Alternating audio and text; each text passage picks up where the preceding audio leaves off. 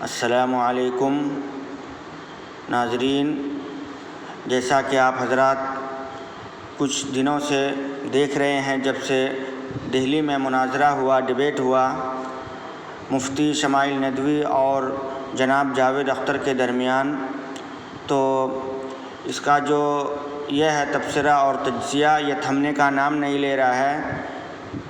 کسی دن کوئی خبر، کسی دن کوئی تجزیہ، کسی دن کچھ اور، تو یہ سلسلہ چل ہی رہا ہے۔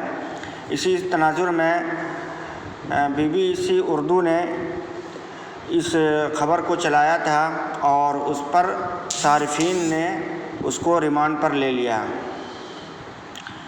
چنانچہ مفتی شمائل ندوی اور جاوید اختر کے درمیان دہلی میں ہونے والے مناظرے کی خبر برطانوی نشریاتی ادارے BBC اردو نے اپنے مخصوص انداز میں شائع کی ہے۔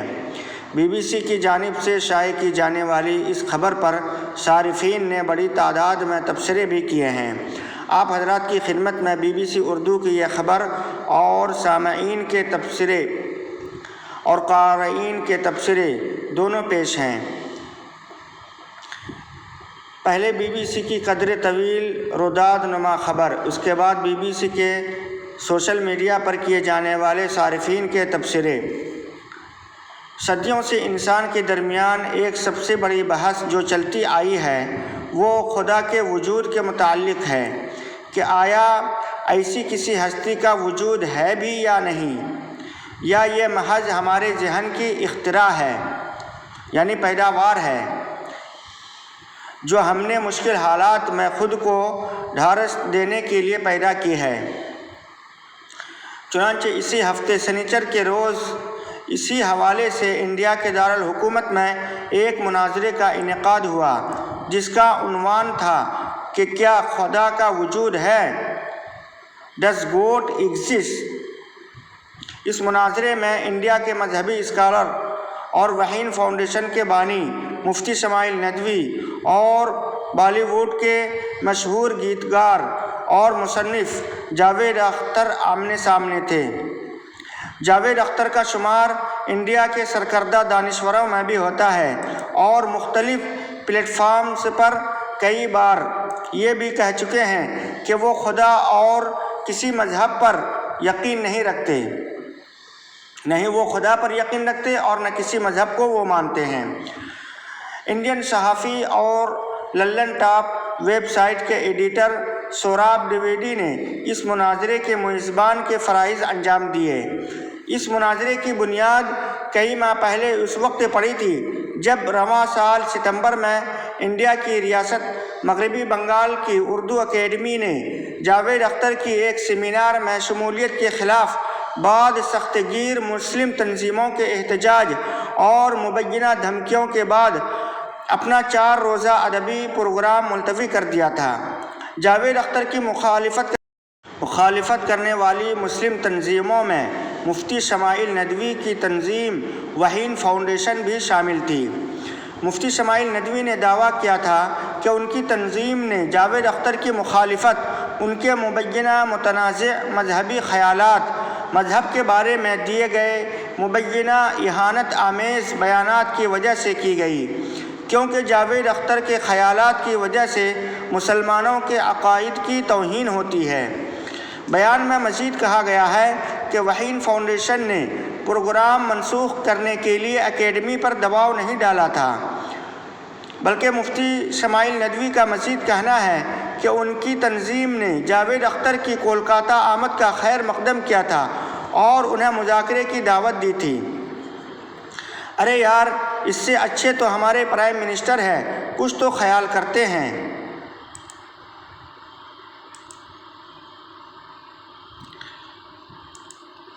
سنیچر کے روز ہونے والے مناظرے کے دوران ایک موقع پر جاوید اختر نے اپنا نقطہ نظر ثابت کرنے کے لیے حالیہ جنگ کے دوران غزہ میں ہزاروں بچوں کی اموات کا حوالہ دیتے ہوئے سوال اٹھایا کہ اگر خدا کا وجود ہے تو وہ اس ظلم کو روکتا کیوں نہیں؟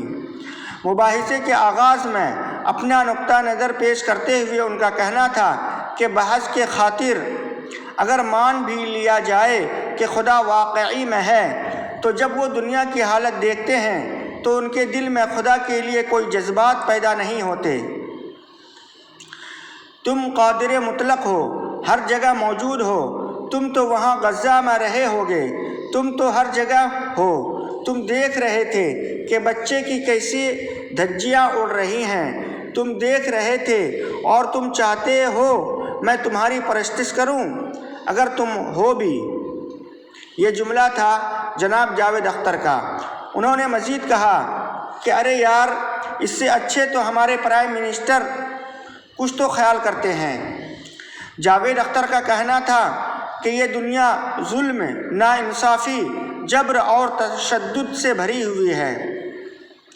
انہوں نے مزید کہا کہ آپ یہ نہیں کہیے گا کہ وہ دیکھ رہا ہے اور بتائیے گا ایک دن، اگر وہ دیکھ رہا ہے اور مداخلت نہیں کرتا تو آپ دعا کیوں مانگتے ہیں؟ جاوید اختر نے اپنے دلائل جاری رکھتے ہوئے کہا کہ جب وہ آپ کو نوکری دلوا سکتا ہے، لڑکی کی شادی کر سکتا ہے، بیٹے کو گرین کارڈ دلوا سکتا ہے، تو کم سے کم یہ جو مر رہے ہیں بچے، ان کو روک دے۔ سوشل میڈیا پر لوگ جاوید اختر کی اس بات کی کلپ شیئر کرتے ہوئے ان پر تنقید کر رہے ہیں۔ پاکستان کی وزیر دفاع خواجہ آصف کا کہنا ہے کہ سمجھوتہ کرنے والے لبرل ہندوتو حکومت کے انڈیا میں اپنے وجود کا جواز پیش کرنے کی کوشش کر رہے ہیں، جہاں لوگ انہیں گھر کرائے پر دینے کے لیے بھی تیار نہیں۔ ایک سے پر ایک صارف لکھتی ہیں کہ جاوید اختر ویسے تو بہت پڑھا لکھا ہونے کا دعویٰ کرتے ہیں، لیکن ایسا لگتا ہے کہ آپ نے الہاد پر 10ویں جماعت کے بچے کا لکھا ہوا پیپر پڑھا ہے اور اسے اپنی پوری شخصیت بنا لیا ہے۔ پاکستانی صحافی سہیل رشید کہتے ہیں کہ اگر ٹکر مذہب کو ہی دینی ہے تو کم از کم تیاری برابر ہو کہ کار تو جاوید صاحب والی ہو۔ خدا ہے تو چڑیا پیاسی کیوں مری، کتا بارش میں کیوں بھیگا، کسی شخص نے خودکشی کیوں کی، جیسے سوالات ہر حساس دل کا مسئلہ تو ہے، مگر خدا کے وجود کے انکار کی دلیل کے طور پر اسے کالج میں کوئی فرسٹ ایئر کا ملحد ہی قبول کرے گا، پختہ یا ذہین سنجیدہ نہیں۔ جہاں سوشل میڈیا پر کئی لوگ جاوید اختر پر تنقید کرتے ہوئے نظر آئے، وہیں کچھ ان کے حق میں بھی آواز اٹھا رہے ہیں۔ ڈاکٹر سہیل یادو نامی ایک صارف لکھتی ہیں کہ اگر دنیا میں جاوید اختر صاحب جیسے ہزاروں لوگ اور ہوتے تو تمام مذاہب کی تمام برائیاں مٹ جائیں۔ مباحثے کے دوران ایک موقع پر مفتی شمائل ندوی نے جاوید اختر کے اس دلیل کا جواب دیتے ہوئے ثابت کیا کہ اکثریت غلط ہے اور صحیح کا فیصلہ کرے گی۔ سوال کیا کہ کیا نازی و جرمنی میں اکثریت کے نسل کشی کے حق میں فیصلے کو صحیح مانیں گے؟ اس کے جواب میں جاوید اختر کا کہنا تھا کہ سوال یہ ہے کہ اس وقت دنیا میں موجود کتنے لوگ ہٹلر کو صحیح سمجھتے تھے؟ مفتی شمائل ندوی کا کہنا تھا کہ اس کا مطلب ہوا کہ دنیا کی اکثریت فیصلہ کرے گی، نہ کہ کسی معاشرے کی۔ دنیا کی اکثریت خدا کے وجود پر یقین رکھتی ہے، تو آپ کیوں نہیں؟ اسی طرح ایک اور موقع پر جاوید اختر کا کہنا تھا کہ اگر خدا کا وجود واقعی میں ہے تو مذہبی کتابوں میں ڈائناسور کا ذکر کیوں نہیں؟ مفتی شمائل ندوی کا اس پر کہنا تھا کہ ایسے تو میتھ کی کتابوں میں بھی ڈائناسور کا ذکر نہیں، تو کیا وہ بھی فالتو ہیں؟ مباحثے کے بعد میڈیا سے بات کرتے ہوئے مفتی شمائل ندوی نے کہا کہ ہمارے ملک کے کیسے حالات ہیں یہ آپ جانتے ہیں۔ ان حالات میں پیار محبت کے ساتھ بیٹھ کر تعلیمی انداز میں بحث کر لینا میں سمجھتا ہوں ایک سنگ میل ہے۔ ان کا کہنا ہے کہ وہ اس کے لیے جاوید اختر اور ان کی ٹیم کو سراہنا چاہتے ہیں۔ ان کا کہنا تھا کہ مختلف خیالات کے ماننے والوں کو لڑائی جھگڑے کے بجائے ساتھ بیٹھ کر کافی پیتے ہوئے بات کرنی چاہیے۔ آپ اپنی بات ثابت کریں اور ہم اپنی بات ثابت کریں اور لوگوں کو اس کا فیصلہ کرنے دیں۔ اب سنتے ہیں قارئین کے تبصرے۔ BBC اردو کے سوشل میڈیا پر کیے جانے والے تبصروں میں سے کچھ معروضانہ تبصرے ذیل میں دیے جا رہے ہیں۔ مدثر بھٹ نامی صارف لکھتے ہیں، جب رپورٹ کو پڑھا جاتا ہے تو سمجھ جاتا ہے BBC کس کے ساتھ، BBC ہو یا کوئی اور، اکثریت دلالی پر ہے۔ سلیمان مغل لکھتے ہیں، کل سے BBC 3 بار اسی موضوع پر پوسٹ کر چکا ہے، لگتا ہے ان کی تسلی نہیں ہوئی، کسی اور کو بھیج دیں۔ غزہ کے بچوں پر ظلم کرنے والوں کے ساتھ BBC بھی تھا۔ سروس سندھی نامی صارف لکھتا ہے، غزہ کی موجودہ حالات صرف غزہ کے نہیں بلکہ پوری انسانیت کے لیے ٹیسٹ ہے۔ حضرت ابو سعید خدری سے روایت ہے کہ رسول اللہ صلی اللہ علیہ وسلم نے فرمایا، تم میں سے جو کوئی برائی یعنی ظلم یا انصافی دیکھے تو اسے چاہیے کہ اسے اپنے ہاتھ سے روکے، اگر اس کی طاقت نہ رکھتا ہو تو اپنی زبان سے روکے، اور اگر اس کی بھی طاقت نہ رکھتا ہو تو دل میں اسے برا جانے۔ اور یہ ایمان کا کمزور ترین درجہ ہے۔ یہ صحیح مسلم میں ہے، حدیث نمبر 49 ہے۔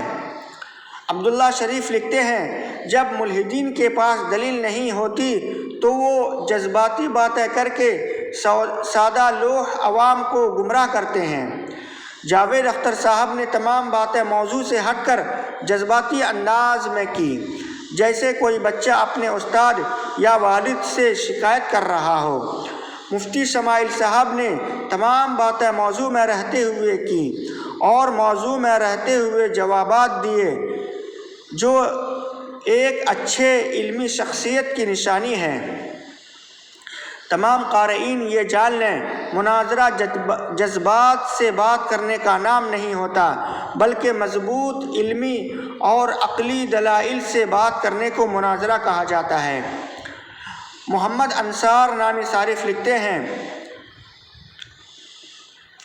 غزہ میں ہوئے ظلم کا ذکر جب بھی ہوگا، خدا کی طرف سے ساری دنیا آزمائش کے کٹرے میں آنکھ کھڑی ہوتی ہے اور سب جواب دہ ہیں۔ صلاح الدین احمد خان لکھتے ہیں، یہ بھی خدا کا ایک کرشمہ ہے، ملحدین ابھی تک ڈائناسور کو مانتے ہی نہیں تھے، لیکن اب بطور دلیل پیش کر رہے ہیں۔ فاروق احمد نے ہلکا پھلکا مزاحیہ تبصرہ کرتے ہوئے لکھا کہ جاوید اختر صاحب فلمی لکھاری ہیں اور ان کا ایک مکالمہ 50 برس کا ہو گیا تھا، لیکن جواب نہیں ملا تھا کہ جب گبر کہتا ہے کتنے آدمی تھے، آج 50 برس بعد جواب ملا، ایک ہی تھا۔ سید نعمان شاہ اپنی تفصیلی علمی تبصرہ میں لکھتے ہیں، مفتی صاحب نے بہت اچھے سے سمجھایا کہ جس طرح ایک ڈاکٹر اپنے جسم کو کاٹتا ہے، آپ کو درد بھی محسوس ہوتا ہے اور آپ کو عارضی موت کی طرف بھی جانا پڑتا ہے۔ اب اگر آپ کہیں کہ مجھے ایسے ڈاکٹر کی ضرورت نہیں کہ جو مجھے درد اور تکلیف سے گزارے، تو پھر آپ کبھی ٹھیک نہیں ہو سکتے اور اس کے بعد ملنے والی نعمت اور صحت کبھی حاصل نہیں کر سکتے۔ پھر اس کے ساتھ یہ کہ ظلم خدا کی طرف سے نہیں، یہ انسانوں کی طرف سے ہے، جن کو اللہ نے فری ول دے دی ہے ایک خاص مدت کے لیے، جس سے ظالم کا بھی پتہ چلتا ہے اور مظلوم کا بھی، اور فیصلے والے دن یعنی آخرت کے دن، مرنے کے بعد زندگی بھی، اللہ تعالیٰ سب کا حساب چکتا کر دے گا۔ چنانچہ ظالم کو جہنم میں ڈالے گا، اس کو سزا ملے گی، اور مظلوم کو دنیا میں پیش آنے والی تکلیفوں پر اجر اور انعامات ملیں گے۔